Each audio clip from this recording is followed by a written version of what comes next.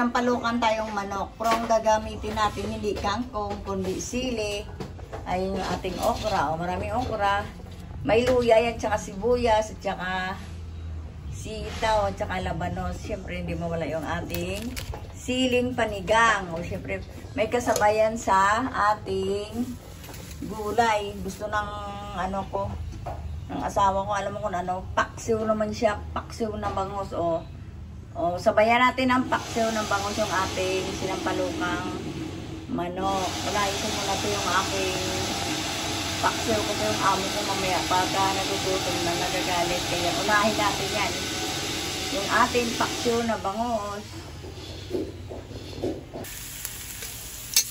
Ayan. Nagisa na tayo ng luya.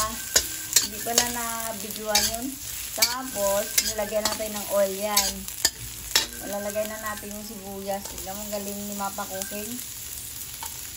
Hindi pala nakago yung ating cellphone. Ayan.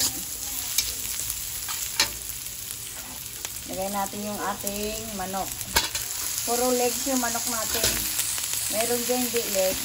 Meron yung legs. Ayan. Sampalok tayo para may sabaw tayo. Kasi yung akin namang isa, ang ulam niya, kung alam mo ba kung ano ulam niya. Ano naman siya, paksiw. Kami naman, sampalok. Ayan. Antayin na natin ito kumapas yung ating tsaka natin lalagay ibang sangkap. O, lagyan natin ang patis. Pampalasa ni Mapa Cooking patis palagi. Ayan.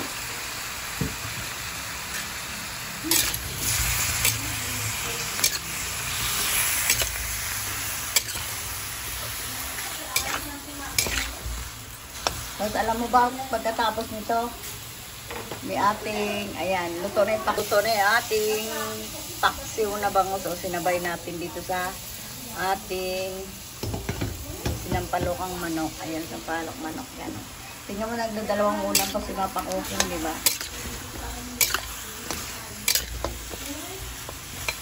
Pakita natin, balikan natin pag nag-juicy na, tsaka natin lalagay yung ating sampalok.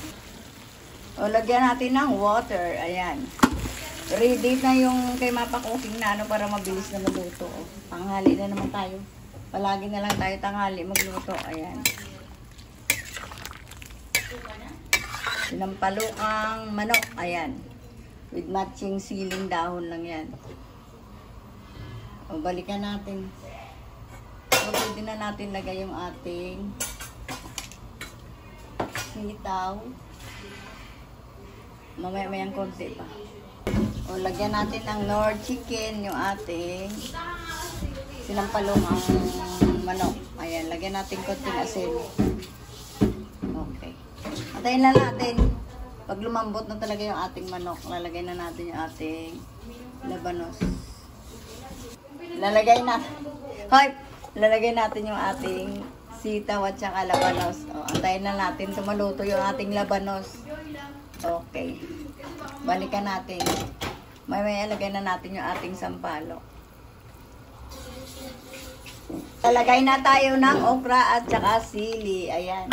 Nagre-reklamo yung anak ko. Hindi, wala na daw siya panahon maglinis sa taas. Kasi busy siya sa kagagawa ng cake niya.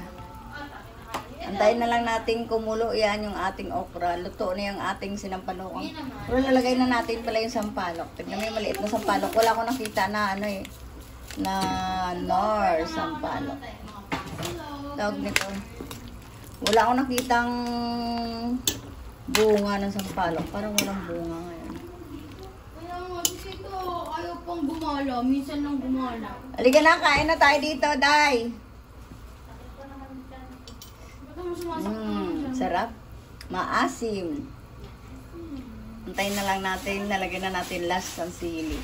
Nalagay na natin yung ating down sili. Ayan.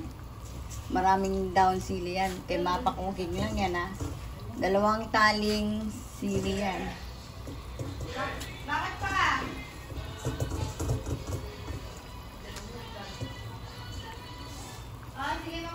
Lagyan natin ng asin to. Konting asin na lang. May natapon kasi dyan, may natapon. May natapon kasi dyan.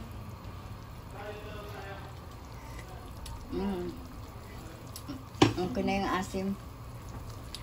Antayin ko na lang maano yung ating ano.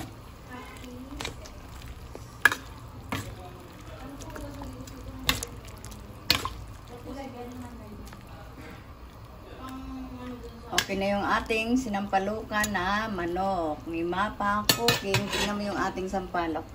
Ang sarap-sarap. Sinampalukang manok. Sabayan natin ng paksiw. Ayan yung ating sinabay na paksiw. Okay na yung ating paksiw. Like and subscribe. Thank you for watching.